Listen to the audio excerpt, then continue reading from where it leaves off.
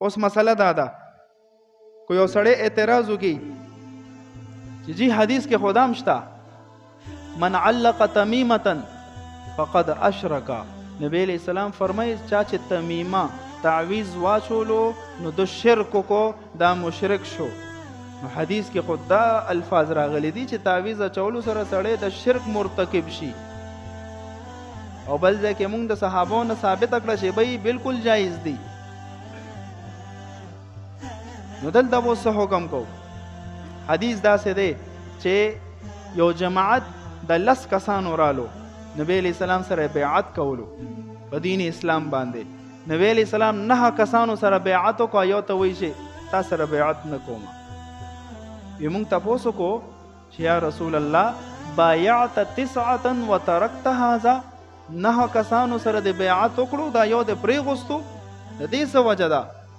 نبی علیہ السلام فرمایي چې د تعویز به ولیدو په غاړه کې تعویز یې اچولې دی چې هغه دا الفاظ واردل ا تعویز یې روش لولو.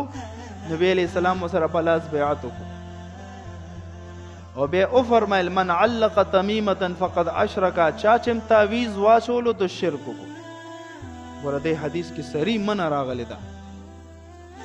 علما فرمایي چې بھئی الفاظ د کلم د نبی علیہ السلام نقل کل مطلب بم اغه نقل کې مطلب به ول خپل نه ورکې. تمیمه چاته وای؟ فیض القدیر کې علامه سیوطی لیکلی دی من علق تمیمه المراد من تمائم الجاهلیت، د جاهلیت په دور کې به دغه کفارو داسې کول چې څه الفاظ به په پرچه باندې ولیکل او هغه الفاظ متعلق په د دې عقیده دا و تنفع او تدفع، چې دا به مونږ له نفع راکوي، دا به مونږ له صحت راکوي، زمونږ نه به ضرر او تکلیف لرې کوي. دغه عقیدې سره ما تاسو ته وویل چې الله رب العزت شفا اچوي، اثر اچوي. کو دا عقیده دی نه نو دا شی ټیک نه دی بیا. او دې سوا چې بھئی دغه الفاظ به مونږ له شفا راکوي، اثر به پکې هم دغه الفاظ اچوي.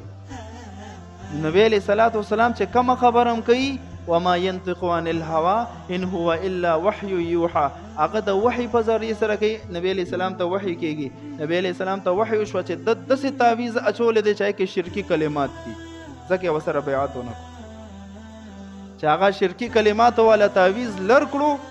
نبی علیہ السلام وسره بیعت وکړو.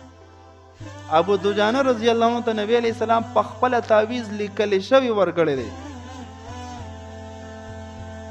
نو دلته منه ولې رااله؟ دلته شرکی کلمات پکې لیکل شوي، نو شرکی کلمات والا خو دی ناجایز.